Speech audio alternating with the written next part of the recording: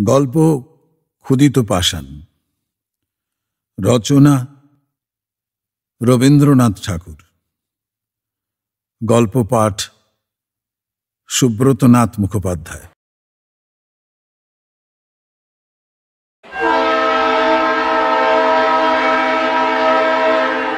আমি এবং আমার আত্মীয় পূজার ছুটিতে দেশ ভ্রমণ সারিয়া কলকাতায় ফিরিয়া আসিতেছিলাম। এমন সময় রেলগাড়িতে বাবুটির সঙ্গে দেখা হয়। তাহার বেশভূষা দেখিয়া প্রথমটা তাহাকে পশ্চিম দেশীয় মুসলমান বলিয়া ভ্রম হইয়াছিল। তাহার কথাবার্তা শুনিয়া আরও ধাঁধা লাগিয়া যায়। পৃথিবীর সকল বিষয়েই এমন করিয়া আলাপ করিতে লাগিলেন যেন তাহার সহিত প্রথম পরামর্শ করিয়া বিশ্ববিধাতা সকল কাজ করিয়া থাকেন।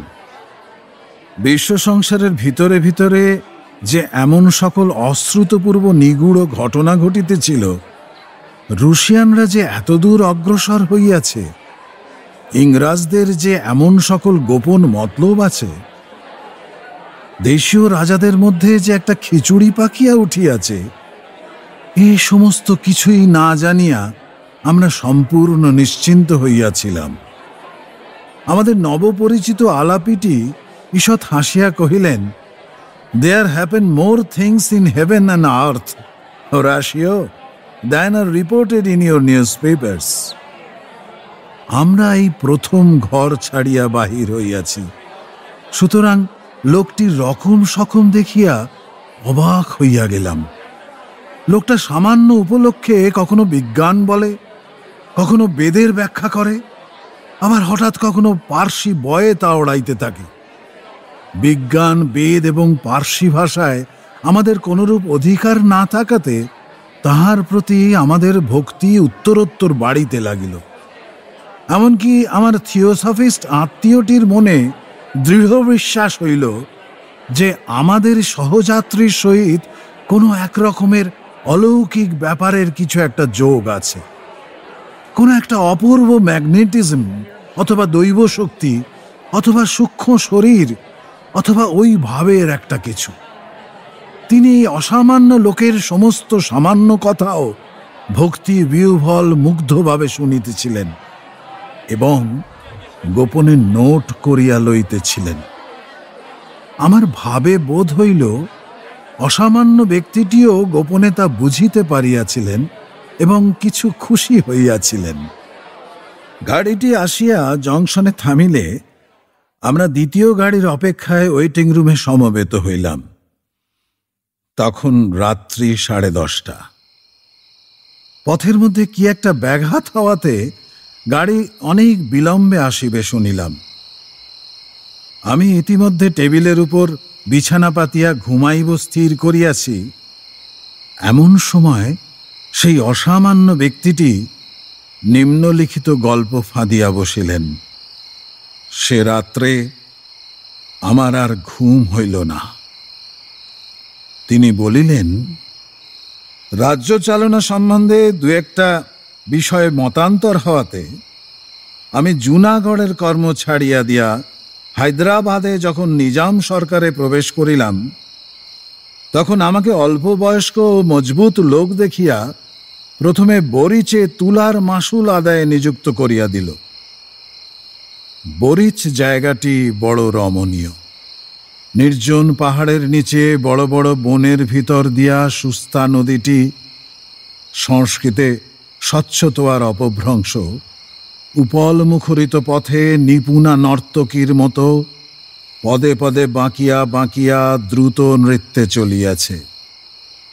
ঠিক সেই নদীর ধারেই পাথর বাঁধানো 150 সোপানময় অত্যুচ্চ ঘাটের উপরে একটি শ্বেত প্রস্তরের প্রাসাদ শৈলপদমূলে একাকী দাঁড়াইয়া আছে।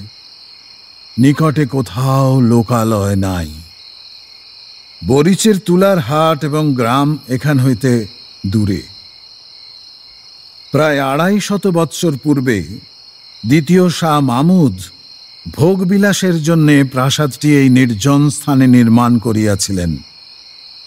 তখন হইতে স্নানশালার ফোয়ারার মুখ হইতে গোলাপগন্ধি জলধারা উৎক্ষিপ্ত হইতে থাকিত এবং সেই শিখর শীতল নিভৃত গৃহের মধ্যে মর্মর খচিত স্নিগ্ধ শিলাসনে বসিয়া কোমল নগ্ন পদপল্লব জলাশয়ের নির্মল জলরাশির মধ্যে প্রসারিত করিয়া তরুণী পারসিক রমণীগণ স্নানের পূর্বে কেশ মুক্ত করিয়া দিয়া শ্বেতার কোলে দ্রাক্ষাবনের গজল গান করিত। এখন আর সে ফোয়ারা খেলে না, সে গান নাই। সাদা পাথরের উপর শুভ্র চরণের সুন্দর আঘাত পড়ে না। এখন ইহা আমাদের মতো নির্জন বাসপীড়িত সঙ্গিনীহীন মাসুল কালেক্টরের অতি বৃহৎ এবং অতি শূন্য বাসস্থান। কিন্তু আপিসের বৃদ্ধ কেরানি করিম খাঁ আমাকে এই প্রাসাদে বাস করিতে বারংবার নিষেধ করিয়াছিল। বলিয়াছিল, ইচ্ছা হয় দিনের বেলা থাকিবেন, কিন্তু কখনো এখানে রাত্রি যাপন করিবেন না। আমি হাসিয়া উড়াইয়া দিলাম। ভৃত্যেরা বলিল, তাহারা সন্ধ্যা পর্যন্ত কাজ করিবে, কিন্তু রাত্রে এখানে থাকিবে না। আমি বলিলাম, তথাস্তু। এ বাড়ির এমন বদনাম ছিল যে রাত্রে চোরও এখানে আসিতে সাহস করিত না। প্রথম প্রথম আসিয়া এই পরিত্যক্ত পাষাণ প্রাসাদের বিজনতা আমার বুকের ওপর যেন একটা ভয়ঙ্কর ভারের মতো চাপিয়া থাকিত।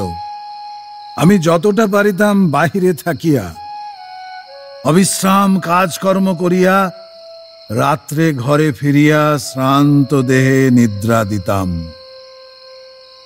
কিন্তু সপ্তাহখানেক না যাইতেই বাড়িটার এক অপূর্ব নেশা আমাকে ক্রমশ আক্রমণ করিয়া ধরিতে লাগিল। আমার সে অবস্থা বর্ণনা করাও কঠিন এবং সে কথা লোককে বিশ্বাস করানোও শক্ত। সমস্ত বাড়িটা একটা সজীব পদার্থের মতো আমাকে তার জঠরস্থ মোহরসে অল্পে অল্পে যেন জীর্ণ করিতে লাগিল। বোধহয় এ বাড়িতে পদার্পণ মাত্রেই এ প্রক্রিয়ার আরম্ভ হইয়াছিল। কিন্তু আমি যেদিন সচেতনভাবে প্রথম ইহার সূত্রপাত অনুভব করি, সেদিনকার কথা আমার স্পষ্ট মনে আছে। তখন গ্রীষ্মকালের আরম্ভে বাজার নরম। আমার হাতে কোনো কাজ ছিল না। সূর্যাস্তের কিছু পূর্বে আমি সেই নদী তীরে ঘাটের নিম্নতলে একটা আরাম কেদারা লইয়া বসিয়াছি। তখন সুস্তা নদী শীর্ণ হইয়া আসিয়াছে। ওপারে অনেকখানি বালুতট অপরাহ্নের আভায় রঙিন হইয়া উঠিয়াছে। এপারে ঘাটের সোপান মূলে স্বচ্ছ অগভীর জলের তলে নুড়িগুলি ঝিকঝিক করিতেছে। সেদিন কোথাও বাতাস ছিল না। নিকটের পাহাড়ে বনতুলসী, পুদিনা ও মৌরির জঙ্গল হইতে একটা ঘন সুগন্ধ উঠিয়া স্থির আকাশকে ভারাক্রান্ত করিয়া রাখিয়াছিল। সূর্য তখন গিরিশিখরের অন্তরালে অবতীর্ণ হইল। তৎক্ষণাৎ দিবসের নাট্যশালায় একটা দীর্ঘ ছায়া যবনিকা পড়িয়া গেল। এখানে পর্বতের ব্যবধান থাকাতে সূর্যাস্তের সময় আলো আঁধারের সম্মিলন অধিকক্ষণ স্থায়ী হয় না। ঘোড়ায় চড়িয়া একবার ছুটিয়া বেড়াইয়া আসিব মনে করিয়া উঠিব উঠিব করিতেছি, এমন সময় সিঁড়িতে পায়ের শব্দ শুনিতে পাইলাম। পিছনে ফিরিয়া দেখিলাম কেহ নাই। ইন্দ্রিয়ের ভ্রম মনে করিয়া পুনরায় ফিরিয়া বসিতেই একেবারে অনেকগুলি পায়ের শব্দ শোনা গেল, যেন অনেকে মিলিয়া ছুটাছুটি করিয়া নামিয়া আসিতেছে। ঈষৎ ভয়ের সহিত এক অপরূপ পুলক মিশ্রিত হইয়া আমার সর্বাঙ্গ পরিপূর্ণ করিয়া তুলিল। যদিও আমার সম্মুখে কোনো মূর্তি ছিল না, তথাপি স্পষ্ট প্রত্যক্ষবৎ মনে হইল যে এই গ্রীষ্মের সাহান্যে একদল প্রমোদ চঞ্চল নারী সুস্তার জলের মধ্যে স্নান করিতে নামিয়াছে। যদিও সেই সন্ধ্যাকালে নিস্তব্ধ গিরিতটে নদী তীরে নির্জন প্রাসাদে কোথাও কিছুমাত্র শব্দ ছিল না। তথাপি আমি যেন স্পষ্ট শুনিতে পাইলাম নির্ঝরের শতধারার মতো সকৌতুক কলহাস্যের সহিত পরস্পরের দ্রুত অনুধাবন করিয়া আমার পার্শ্ব দিয়া স্নানার্থিনীরা চলিয়া গেল। আমাকে যেন লক্ষ্য করিল না। তাহারা যেমন আমার নিকট অদৃশ্য, আমিও যেন সেই রূপ তাহাদের নিকট অদৃশ্য। নদী পূর্ববৎ স্থির ছিল, কিন্তু আমার নিকট স্পষ্ট বোধ হইল স্বচ্ছতার অগভীর স্রোত অনেকগুলি বলয় সিঞ্জিত বাহু বিক্ষেপে বিক্ষুব্ধ হইয়া উঠিয়াছে। হাসিয়া হাসিয়া সখীগণ পরস্পরের গায়ে জল ছুঁড়িয়া মারিতেছে এবং সন্তরণকারিণীদের পদাঘাতে জলবিন্দু রাশি মুক্তা মুষ্টির মতো আকাশে ছিটিয়া পড়িতেছে। আমার বক্ষের মধ্যে এক প্রকার কম্পন হইতে লাগিল। সে উত্তেজনা ভয়ের, কি আনন্দের, কি কৌতূহলের, ঠিক বলিতে পারি না। বড় ইচ্ছা হইতে লাগিল ভালো করিয়া দেখি, কিন্তু সম্মুখে দেখিবার কিছুই ছিল না। মনে হইল ভালো করিয়া কান পাতিলেই উহাদের কথা সমস্তই স্পষ্ট শোনা যাইবে, কিন্তু একান্ত মনে কান পাতিয়া কেবল অরণ্যের ঝিল্লি রব শোনা যায়। মনে হইল ২৫০ বৎসরের কৃষ্ণ যবনিকা ঠিক আমার সম্মুখে দুলিতেছে। ভয়ে ভয়ে একটি ধার তুলিয়া ভিতরে দৃষ্টিপাত করি, সেখানে বৃহৎ সভা বসিয়াছে, কিন্তু গাঢ় অন্ধকারে কিছুই দেখা যায় না। হঠাৎ গুমট ভাঙিয়া হু হু হু করিয়া একটা বাতাস দিল। সুস্তার স্থির জলতল দেখিতে দেখিতে অপসরীর কেশদামের মতো কুঞ্চিত হইয়া উঠিল এবং সন্ধ্যা ছায়াচ্ছন্ন সমস্ত বনভূমি এক মুহূর্তে একসঙ্গে মর্মর ধ্বনি করিয়া যেন দুঃস্বপ্ন হইতে জাগিয়া উঠিল। স্বপ্নই বলো আর সত্যই বলো, ২৫০ বৎসরের অতীত ক্ষেত্র হইতে প্রতিফলিত হইয়া আমার সম্মুখে যে এক অদৃশ্য মরীচিকা অবতীর্ণ হইয়াছিল, তাহা চকিতের মধ্যে অন্তর্হিত হইল। যে মায়াময়ীরা আমার গায়ের উপর দিয়া দেহহীন দ্রুত পদে শব্দহীন উচ্চ কলহাস্যে ছুটিয়া সুস্তার জলের উপর গিয়া ঝাঁপ দিয়া পড়িয়াছিল, তাহারা সিক্ত অঞ্চল হইতে জল নিকর্ষণ করিতে করিতে আমার পাশ দিয়া উঠিয়া গেল না। বাতাসে যেমন করিয়া গন্ধ উড়াইয়া লইয়া যায়, বসন্তের এক নিঃশ্বাসে তাহারা তেমনি করিয়া উড়িয়া চলিয়া গেল। তখন আমার বড় আশঙ্কা হইল যে হঠাৎ বুঝি নির্জন পাইয়া কবিতা দেবী আমার স্কন্ধে আসিয়া ভর করিলেন। আমি বেচারা তুলার মাসুল আদায় করিয়া খাটিয়া খাই, সর্বনাশিনী এইবার বুঝি আমার মুণ্ডপাত করিতে আসিলেন।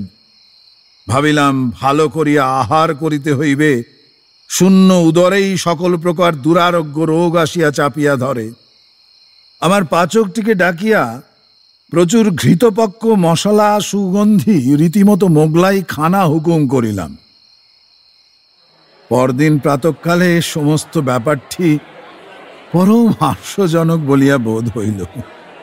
আনন্দমনে সাহেবের মতো শোলা টুপি পরিয়া নিজের হাতে গাড়ি হাঁকাইয়া গড়গড় শব্দে আপন তদন্ত কার্যে চলিয়া গেলাম।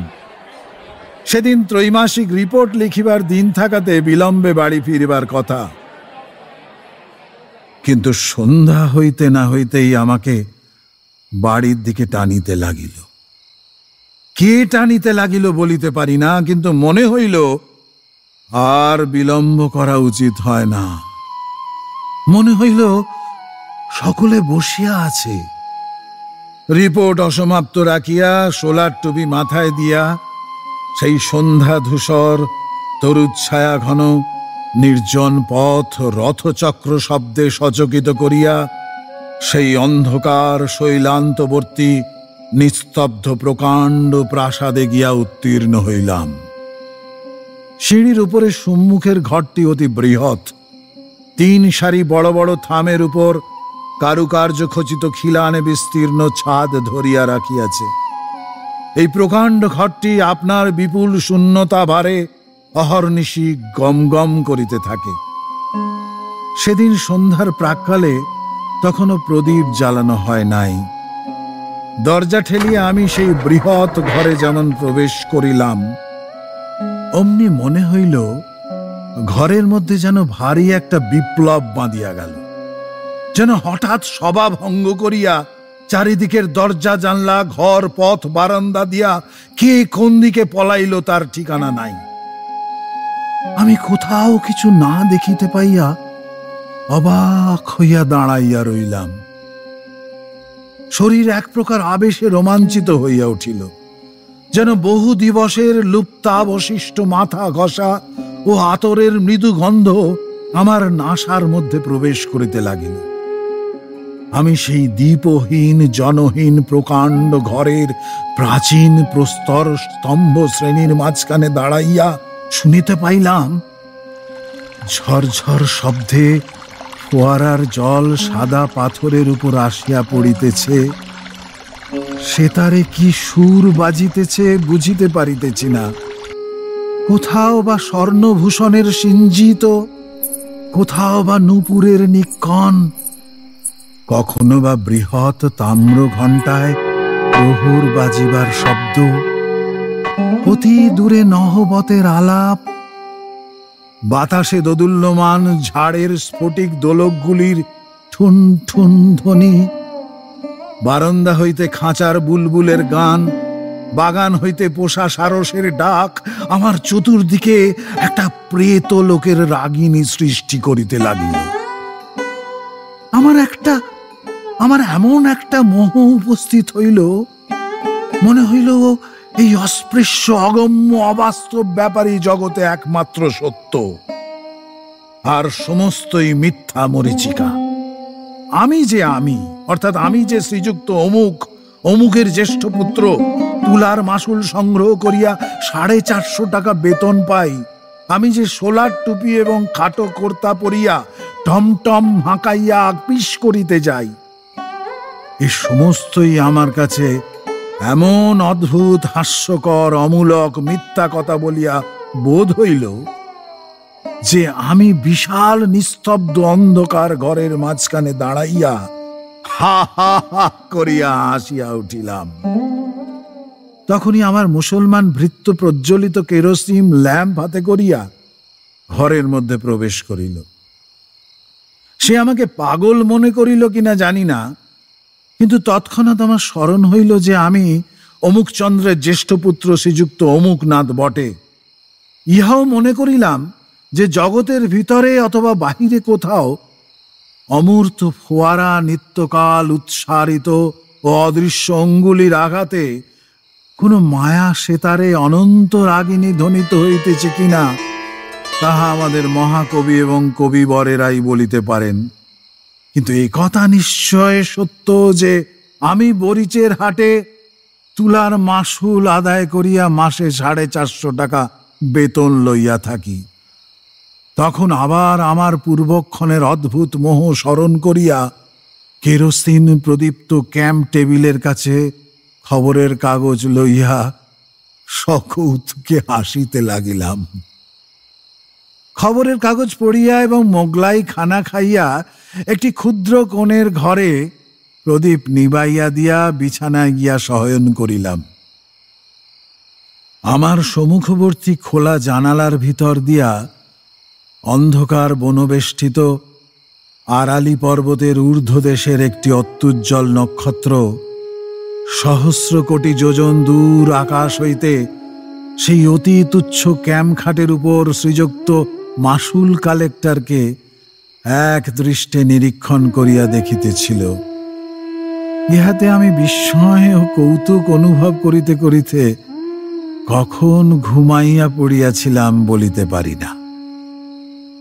কতক্ষণ ঘুমাইয়াছিলাম তাহাও জানি না। সহসা এক সময় শিহরিয়া জাগিয়া উঠিলাম। ঘরে যে কোনো শব্দ হইয়াছিল তাহা নহে, কোন যে লোক প্রবেশ করিয়াছিল তাহাও দেখিতে পাইলাম না। অন্ধকার পর্বতের উপর হইতে অনিমেষ নক্ষত্রটি অস্তমিত হইয়াছে এবং কৃষ্ণপক্ষের ক্ষীণ চন্দ্রালোক অনধিকার সংকুচিত ম্লান ভাবে আমার বাতায়ন পথে প্রবেশ করিয়াছে। কোন লোককেই দেখিলাম না, তবু যেন আমার স্পষ্ট মনে হইল কি একজন আমাকে আস্তে আস্তে ঠেলিতেছে। আমি জাগিয়া উঠিতেই সে কোনো কথা না বলিয়া কেবল যেন তার অঙ্গুরি খচিত 5 অঙ্গুলির ইঙ্গিতে অতি সাবধানে তাহার অনুসরণ করিতে আদেশ করিল। আমি অত্যন্ত চুপি চুপি উঠিলাম। যদিও সেই শতকক্ষ প্রকোষ্ঠময় প্রকাণ্ড শূন্যতাময় নিদ্রিত ধ্বনি এবং সজাগ প্রতিধ্বনিময় বৃহৎ প্রাসাদে আমি ছাড়া আর জনপ্রাণীও ছিল না, তথাপি পদে পদে ভয় হইতে লাগিল পাছে কেহ জাগিয়া উঠে। প্রাসাদের অধিকাংশ ঘর রুদ্ধ থাকিত এবং সে সকল ঘরে আমি কখনো যাই নাই। সে রাত্রে নিঃশব্দ পদবিক্ষেপে সংযত নিঃশ্বাসে সেই অদৃশ্য আহ্বান রূপিণীর অনুসরণ করিয়া আমি যে কোথা দিয়া কোথায় যাইতেছিলাম আজ তাহা স্পষ্ট করিয়া বলিতে পারি না। কত সংকীর্ণ অন্ধকার পথ, কত দীর্ঘ বারান্দা, কত গম্ভীর নিস্তব্ধ সুবৃহৎ সভাগৃহ, কত রুদ্ধ বায়ু ক্ষুদ্র গোপন কক্ষ পার হইয়া যাইতে লাগিলাম, তাহার ঠিকানা নাই। আমার অদৃশ্য দূতিটিকে যদিও চক্ষে দেখিতে পাই নাই, তথাপি তাহার মূর্তি আমার অগোচর ছিল না।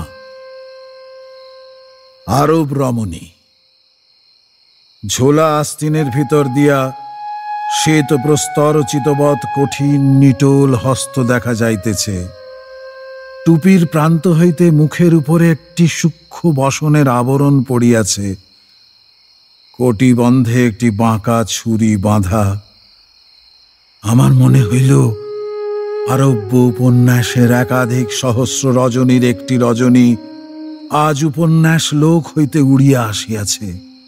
আমি যেন অন্ধকার নিশীতে সুপ্তিমগ্ন বোগদাদের নির্বাপিত দ্বীপ সংকীর্ণ পথে কোন এক সংকট সংকুল অভিসারে যাত্রা করিয়াছি। অবশেষে আমার দূতি একটি ঘন নীল পর্দার সম্মুখে সহসা থমকিয়া দাঁড়াইয়া যেন নিম্নে অঙ্গুলি নির্দেশ করিয়া দেখাইল। নিম্নে কিছুই ছিল না, কিন্তু ভয়ে আমার বক্ষের রক্ত স্তম্ভিত হইয়া গেল। আমি অনুভব করিলাম সেই পর্দার সম্মুখে ভূমিতলে কিংখাবের সাজ পরা একটি ভীষণ কাফ্রি খোঁজা কোলের উপর খোলা তলোয়ার লইয়া 2 পা ছড়াইয়া দিয়া বসিয়া ঢুলিতেছে। দূতি লঘু গতিতে তাহার 2 পা ডিঙাইয়া পর্দার এক প্রান্ত দেশ তুলিয়া ধরিল। ভিতর হইতে একটি পারস্য গালিচা পাতা ঘরের কিয়দংশ দেখা গেল। তক্তের উপরে কে বসিয়া আছে দেখা গেল না, কেবল জাফরান রঙের স্ফীত পায়জামার নিম্ন ভাগে জরির চটি পরা 2খানি ক্ষুদ্র সুন্দর চরণ গোলাপি মখমল আসনের উপর অলসভাবে স্থাপিত রহিয়াছে দেখিতে পাইলাম। মেঝের এক পার্শ্বে একটি নীলাভ স্ফটিক পাত্রে কতগুলি আপেল, নাশপাতি, নারাঙ্গি এবং প্রচুর আঙুরের গুচ্ছ সজ্জিত রহিয়াছে এবং তাহার পার্শ্বে 2টি ছোট পেয়ালা ও একটি স্বর্ণাভ মদিরার কাঁচ পাত্র অতিথির জন্য অপেক্ষা করিয়া আছে। ঘরের ভিতর হইতে একটা অপূর্ব ধূপের এক প্রকার মাদক সুগন্ধি ধূম আসিয়া আমাকে বিহ্বল করিয়া দিল। আমি কম্পিত বক্ষে সেই খোঁজার প্রসারিত পদদ্বয় যেমন লঙ্ঘন করিতে গেলাম, অমনি সে চমকিয়া জাগিয়া উঠিল। তাহার কোলের উপর হইতে তলোয়ার পাথরের মেঝে শব্দ করিয়া পড়িয়া গেল।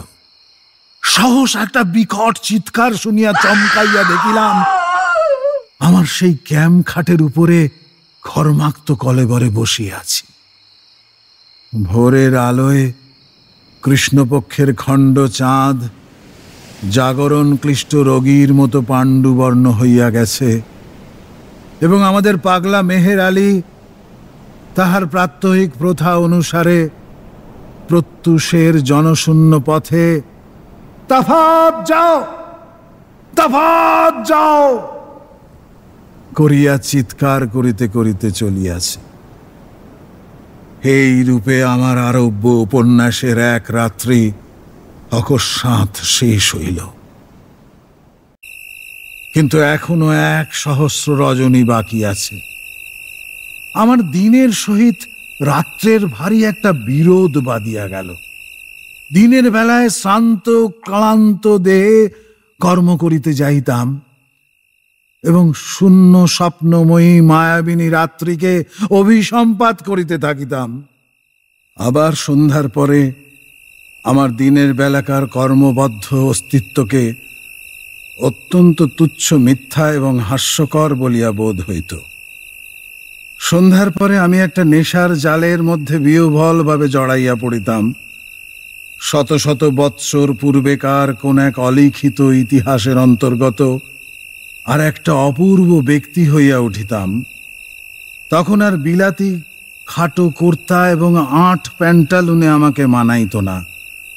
তখন আমি মাথায় এক লাল মখমলের ফেজ তুলিয়া, ঢিলা পায়জামা, ফুল কাটা কাবা এবং রেশমের দীর্ঘ চোগা পরিয়া, রঙিন রুমালে আতর মাখিয়া বহু যত্নে সাজ করিতাম এবং সিগারেট ফেলিয়া দিয়া গোলাপ জলপূর্ণ বহু কুণ্ডলায়িত বৃহৎ আলবোলা লইয়া এক উচ্চ গদি বিশিষ্ট বড় কেদারায় বসিতাম, যেন রাত্রে কোন এক অপূর্ব প্রিয় সম্মিলনের জন্যে পরমাগ্রহে প্রস্তুত হইয়া থাকিতাম। তাহার পর অন্ধকার যতই ঘনীভূত হইত, ততই কি যে অদ্ভুত ব্যাপার ঘটিতে থাকিত, তাহা আমি বর্ণনা করিতে পারি না। ঠিক যেন একটা চমৎকার গল্পের কতগুলি ছিন্ন অংশ বসন্তের আকস্মিক বাতাসে এই বৃহৎ প্রাসাদের বিচিত্র ঘরগুলির মধ্যে উড়িয়া বেড়াইত। খানিকটা দূর পর্যন্ত পাওয়া যাইত, তাহার পরে আর শেষ দেখা যাইত না। আমিও সেই ঘূর্ণমান বিচ্ছিন্ন অংশগুলির অনুসরণ করিয়া সমস্ত রাত্রি ঘরে ঘরে ঘুরিয়া বেড়াইতাম। এই খণ্ড স্বপ্নের আবর্তের মধ্যে এই কচ্চিৎ হেনার গন্ধ, কচ্চিৎ সেতারের শব্দ, কচ্চিৎ সুরভি জল শিকর মিশ্র বায়ুর হিল্ললের মধ্যে একটি নায়িকাকে ক্ষণে ক্ষণে বিদ্যুৎ শিখার মতো চকিতে দেখিতে পাইতাম। তাহারই জাফরান রঙের পায়জামা এবং 2টি শুভ্র রক্তিম কোমল পায়ে বক্র শীর্ষ জরির চটি পরা, বক্ষে অতি স্নিগ্ধ জরির ফুল কাটা কাঁচুলি আবদ্ধ, মাথায় একটি লাল টুপি এবং তাহা হইতে সোনার ঝালর ঝুলিয়া তাহার শুভ্র ললাট এবং কপোল বেষ্টন করিয়াছে। সে আমাকে পাগল করিয়া দিয়াছিল। আমি তাহারই অভিসারে প্রতি রাত্রে নিদ্রার রসাতল রাজ্যে স্বপ্নের জটিল পথসংকুল মায়াপুরীর মধ্যে গলিতে গলিতে কক্ষে কক্ষে ভ্রমণ করিয়া বেড়াইয়াছি। একদিন সন্ধ্যার সময় বড় আয়নার 2 দিকে 2 বাতি জ্বালাইয়া যত্নপূর্বক শাহজাদার মতো সাজ করিতেছি। এমন সময় হঠাৎ দেখিতে পাইতাম আয়নায় আমার প্রতিবিম্বের পার্শ্বে ক্ষণিকের জন্যে সেই তরুণী রানীর ছায়া আসিয়া পড়িল। পলকের মধ্যে গ্রীবা বাঁকাইয়া তাহার ঘন কৃষ্ণ বিপুল চক্ষু তারকায় সুগভীর আবেগ তীব্র বেদনাপূর্ণ আগ্রহ কটাক্ষপাত করিয়া সরস সুন্দর বিম্বাধারে একটি অস্ফুট ভাষার আভাস মাত্র দিয়া লঘু ললিত নৃত্যে আপন যৌবন পুষ্পিত দেহ লতাটিকে দ্রুত বেগে ঊর্ধ্বাভিমুখে আবর্তিত করিয়া মুহূর্তকালের মধ্যে বেদনা, বাসনা ও বিভ্রমের হাস্য কটাক্ষ ভূষণ জ্যোতির স্ফুলিঙ্গ বৃষ্টি করিয়া দিয়া দর্পণেই মিলাইয়া গেল। গিরি কাননের সমস্ত সুগন্ধ লুণ্ঠন করিয়া একটি উদ্দাম বায়ুর উচ্ছ্বাস আসিয়া আমার দুইটা বাতি নিভাইয়া দিত। আমি সাজসজ্জা ছাড়িয়া দিয়া বেশ গৃহের প্রান্তবর্তী শয্যাতলে পুলকিত দেহে মুদ্রিত নেত্রে শয়ন করিয়া থাকিতাম। আমার চারিদিকে সেই বাতাসের মধ্যে, সেই আড়ালি গিরিকুঞ্জের সমস্ত মিশ্রিত সৌরভের মধ্যে যেন অনেক আদর, অনেক চুম্বন, অনেক কোমল করস্পর্শ নিভৃত অন্ধকার পূর্ণ করিয়া ভাসিয়া বেড়াইত।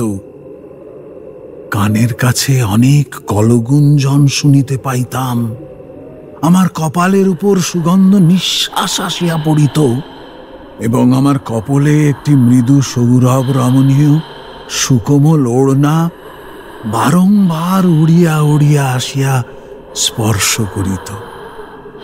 অল্পে অল্পে যেন একটি মোহিনী সর্পিণী তাহার মাদক বেষ্টনে আমার সর্বাঙ্গ বাঁধিয়া ফেলিত। আমি গাঢ় নিঃশ্বাস ফেলিয়া অসাড় দেহে সুগভীর নিদ্রায় অভিভূত হইয়া পড়িতাম।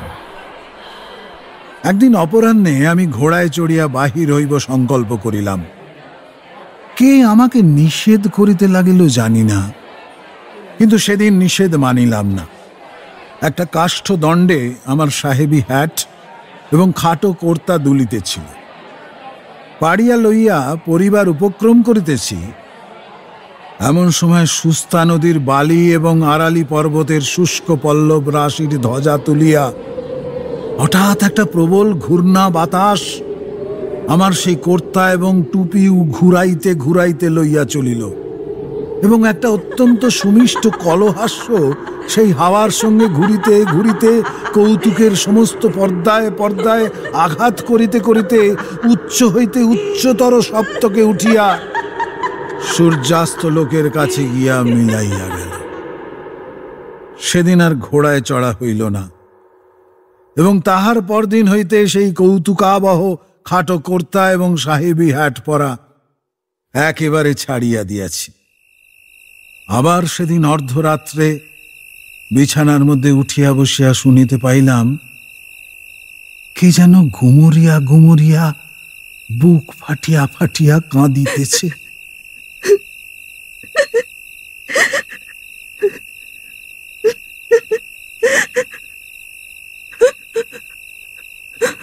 যেন আমার খাটের নিচে, মেঝের নিচে, এই বৃহৎ প্রাসাদের পাষাণ ভিত্তির তলবর্তী একটা আর্দ্র অন্ধকার গোরের ভিতর হইতে কাঁদিয়া কাঁদিয়া বলিতেছে, তুমি আমাকে উদ্ধার করিয়া লইয়া যাও। কঠিন মায়া, গভীর নিদ্রা, নিষ্ফল স্বপ্নের সমস্ত দ্বার ভাঙিয়া ফেলিয়া তুমি আমাকে ঘোড়ায় তুলিয়া তোমার বুকের কাছে চাপিয়া ধরিয়া বনের ভিতর দিয়া, পাহাড়ের উপর দিয়া, নদী পার হইয়া তোমার সূর্যালোকিত ঘরের মধ্যে আমাকে লইয়া যাও, আমাকে উদ্ধার করো, আমাকে এখান থেকে নিয়ে যাও, আমাকে এখান থেকে নিয়ে যাও। আমি কি, আমি কেমন করিয়া উদ্ধার করিব? আমি এই ঘূর্ণমান পরিবর্তমান স্বপ্ন প্রবাহের মধ্য হইতে কোন মজ্জমানা কামনা সুন্দরীকে তীরে টানিয়া তুলিব? তুমি কবে ছিলে, কোথায় ছিলে হে দিব্যরূপিণী? তুমি কোন শীতল উৎসের তীরে, খর্জুর কুঞ্জের ছায়ায়, কোন গৃহহীনা মরুবাসিনীর কোলে জন্মগ্রহণ করিয়াছিলে? তোমাকে কোন বেদুইন দস্যু বনলতা হইতে পুষ্প কোরকের মতো মাতৃক্রোড় হইতে ছিন্ন করিয়া বিদ্যুৎগামী অশ্বের উপর চড়াইয়া জ্বলন্ত বালুকা রাশি পার হইয়া কোন রাজপুরীর দাসী হাটে বিক্রয়ের জন্য লইয়া গিয়াছিল? সেখানে কোনো বাদশাহের ভৃত্য তোমার নববিকশিত সলজ্জ কাতর যৌবন শোভা নিরীক্ষণ করিয়া স্বর্ণমুদ্রা গনিয়া দিয়া সমুদ্র পার হইতে তোমাকে সোনার শিবিকায় বসাইয়া প্রভু গৃহের অন্তঃপুরে উপহার দিয়াছিল। সেখানে সে কি ইতিহাস, সেই সারঙ্গীর সঙ্গীত, নূপুরের নিক্কণ এবং সিরাজের সুবর্ণ মদিরার মধ্যে মধ্যে ছুরির ঝলক, বিষের জ্বালা, কটাক্ষের আঘাত, কি অসীম ঐশ্বর্য, কি অনন্ত কারাগার। দুই দিকে দুই দাসী বলয়ের হীরকে বিজুলি খেলাইয়া চামর দুলাইতেছে। শাহেনশা বাদশাহ শুভ্র চরণের তলে মণিমুক্তা খচিত পাদুকার কাছে লুটাইতেছে। বাহিরের দ্বারের কাছে যমদূতের মতো হাবসি দেবদূতের মতো সাজ করিয়া খোলা তলোয়ার হাতে দাঁড়াইয়া, তাহার পরে সেই রক্ত কলুষিত ঈর্ষা ফেনিল ষড়যন্ত্র সংকুল ভীষণোজ্জ্বল ঐশ্বর্য প্রবাহে ভাসমান হইয়া তুমি মরুভূমির পুষ্পমঞ্জরি কোন নিষ্ঠুর মৃত্যুর মধ্যে অবতীর্ণ, অথবা কোন নিষ্ঠুরতর মহিমা তটে উৎক্ষিপ্ত হইয়াছিলে। এমন সময় হঠাৎ সেই পাগলা মেহের আলী চিৎকার করিয়া উঠিল, তাফাত যাও, তাফাত যাও, সব ঝুঠ হ্যায়, সব ঝুঠ হ্যায়। চাহিয়া দেখিলাম সকাল হইয়াছে। চাপরাশি ডাকের চিঠিপত্র লইয়া আমার হাতে দিল এবং পাচক আসিয়া সেলাম করিয়া জিজ্ঞাসা করিল, আজ কিরূপ খানা প্রস্তুত করিতে হইবে? আমি কহিলাম, না, আর এ বাড়িতে থাকা হয় না। সেই দিনই আমার জিনিসপত্র তুলিয়া আপিস ঘরে গিয়া উঠিলাম। আপিসের বৃদ্ধ কেরানি করিম খাঁ আমাকে দেখিয়া ঈষৎ হাসিল। আমি তাহার হাসিতে বিরক্ত হইয়া কোনো উত্তর না করিয়া কাজ করিতে লাগিলাম। যত বিকাল হইয়া আসিতে লাগিল, ততই অন্যমনস্ক হইতে লাগিলাম। মনে হইতে লাগিল এখনই কোথায় যাইবার আছে। তুলার হিসাব পরীক্ষার কাজটা নিতান্তই অনাবশ্যক মনে হইল। নিজামের নিজামতও আমার কাছে বেশ কিছু বোধ হইল না। যাহা কিছু বর্তমান, যাহা কিছু আমার চারিদিকে চলিতেছে, ফিরিতেছে, খাটিতেছে, খাইতেছে, সমস্তই আমার কাছে অত্যন্ত দীন, অর্থহীন, অকিঞ্চিৎকর বলিয়া বোধ হইল। আমি কলম ছুঁড়িয়া ফেলিয়া বৃহৎ খাতা বন্ধ করিয়া তৎক্ষণাৎ টমটম চড়িয়া ছুটিলাম।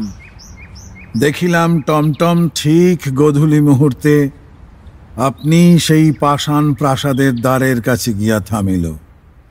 দ্রুত পদে সিঁড়িগুলি উত্তীর্ণ হইয়া ঘরের মধ্যে প্রবেশ করিলাম। আজ সমস্ত নিস্তব্ধ। অন্ধকার ঘরগুলি যেন রাগ করিয়া মুখ ভার করিয়া আছে। অনুতাপে আমার হৃদয় উদ্বেলিত হইয়া উঠিতে লাগিল। কিন্তু কাহাকে জানাইব, কাহার নিকট মার্জনা চাইব, খুঁজিয়া পাইলাম না। আমি শূন্য মনে অন্ধকার ঘরে ঘরে ঘুরিয়া বেড়াইতে লাগিলাম। ইচ্ছা করিতে লাগিল একখানা যন্ত্র হাতে লইয়া কাহাকে উদ্দেশ্য করিয়া গান গাহি, বলি, হে বহ্নি, যে পতঙ্গ তোমাকে ফেলিয়া পালাইবার চেষ্টা করিয়াছিল সে আবার মরিবার জন্য আসিয়াছে। এবার তাহাকে মার্জনা করো, তাহার দুই পক্ষ দগ্ধ করিয়া দাও, তাহাকে ভস্মসাৎ করিয়া ফেলো। হঠাৎ উপর হইতে আমার কপালে দুই ফোঁটা অশ্রু জল পড়িল। সেদিন আরালি পর্বতের চূড়ায় ঘনঘোর মেঘ করিয়া আসিয়াছিল। অন্ধকার অরণ্য এবং সুস্তার মসীবর্ণ জল একটি ভীষণ প্রতীক্ষায় স্থির হইয়াছিল। জলস্থল আকাশ সহসা শিহরিয়া উঠিল এবং অকস্মাৎ একটা বিদ্যুদ্দন্ত বিকশিত ঝড় শৃঙ্খল ছিন্ন উন্মাদের মতো পথহীন সুদূর বনের ভিতর দিয়া আর্ত চিৎকার করিতে করিতে ছুটিয়া আসিল।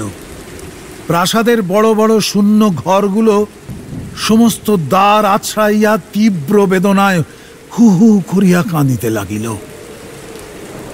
আজ ভৃত্যগণ সকলেই আপিস ঘরে ছিল। এখানে আলো জ্বালাইবার কেহ ছিল না। সেই মেঘাচ্ছন্ন অমাবস্যা রাত্রে গৃহের ভিতরকার নিকষ কৃষ্ণ অন্ধকারের মধ্যে আমি স্পষ্ট অনুভব করিতে লাগিলাম একজন রমণী পালঙ্কের তলদেশে গালিচার উপরে উপুর হইয়া পড়িয়া দুই দৃঢ়বদ্ধ মুষ্টিতে আপনার আলুলায়িত কেশজাল টানিয়া ছিঁড়িতেছে। তার গৌর বর্ণ ললাট দিয়া রক্ত ফাটিয়া পড়িতেছে। কখনো সে শুষ্ক তীব্র অট্টহাস্যে হা হা করিয়া হাসিয়া উঠিতেছে, কখনো ফুলিয়া ফুলিয়া ফাটিয়া ফাটিয়া কাঁদিতেছে। দুই হস্তে বক্ষের কাঁচুলি ছিঁড়িয়া ফেলিয়া অনাবৃত বক্ষে আঘাত করিতেছে। মুক্ত বাতায়ন দিয়া বাতাস গর্জন করিয়া আসিতেছে এবং মুষলধারে বৃষ্টি আসিয়া তাহার সর্বাঙ্গ অভিষিক্ত করিয়া দিতেছে। সমস্ত রাত্রি ঝড়ও থামে না, ক্রন্দনও থামে না। আমি নিষ্ফল পরিতাপে ঘরে ঘরে অন্ধকারে ঘুরিয়া বেড়াইতে লাগিলাম। কেহ কোথাও নাই। কাহাকে সান্ত্বনা করিব? এই প্রচন্ড অভিমান কাহার? এই অশান্ত আক্ষেপ কোথা হইতে উত্থিত হইতেছে? পাগল চিৎকার করিয়া উঠিল, তফাৎ যাও, তফাৎ যাও, সব ঝুট হ্যায়, সব ঝুট হ্যায়। দেখিলাম ভোর হইয়াছে এবং মেহের আলী এই ঘোর দুর্যোগের দিনেও যথা নিয়মে প্রাসাদ প্রদক্ষিণ করিয়া তাহার অভ্যস্ত চিৎকার করিতেছে। হঠাৎ আমার মনে হইল হয়তো ওই মেহের আলীও আমার মতো একসময় এই প্রাসাদে বাস করিয়াছিল। এখন পাগল হইয়া বাহির হইয়া ওই পাষাণ রাক্ষসের মোহে আকৃষ্ট হইয়া প্রত্যহ প্রত্যুষে প্রদক্ষিণ করিতে আসে। আমি তৎক্ষণাৎ সেই বৃষ্টিতে পাগলার নিকট ছুটিয়া গিয়া তাহাকে জিজ্ঞাসা করিলাম, মেহের আলী, ক্যা ঝুট হ্যায় রে? সে আমার কথার কোনো উত্তর না করিয়া আমাকে ঠেলিয়া ফেলিয়া অজগরের কবলের চতুর্দিকে ঘূর্ণমান মহাবিষ্ট পক্ষীর ন্যায় চিৎকার করিতে করিতে বাড়ির চারিদিকে ঘুরিতে লাগিল। কেবল প্রাণপণে নিজেকে সতর্ক করিবার জন্য বারংবার বলিতে লাগিল, তফাৎ যাও, তফাৎ যাও, সব ঝুট হ্যায়, সব ঝুট হ্যায়। আমি সেই জল ঝড়ের মধ্যে পাগলের মতো আপিসে গিয়া করিম খাঁকে ডাকিয়া বলিলাম, ইহার অর্থ কি? আমাকে খুলিয়া বলো। বৃদ্ধ যাহা কহিল তার মর্মার্থ এই, একসময় ওই প্রাসাদে অনেক অতৃপ্ত বাসনা, অনেক উন্মত্ত সম্ভোগের শিখা আলোড়িত হইত। সেই সকল চিত্তদাহে, সেই সকল নিষ্ফল কামনার অভিশাপে এই প্রাসাদের প্রত্যেক প্রস্তরখণ্ড ক্ষুধার্ত, তৃষার্ত হইয়া আছে। সজীব মানুষ পাইলে তাকে লালায়িত পিশাচির মতো খাইয়া ফেলিতে চায়। যাহারা ত্রিরাত্রি ওই প্রাসাদে বাস করিয়াছে তাহাদের মধ্যে কেবল মেহের আলী পাগল হইয়া বাহির হইয়া আসিয়াছে। এ পর্যন্ত আর কেহ তাহার গ্রাস এড়াইতে পারে নাই।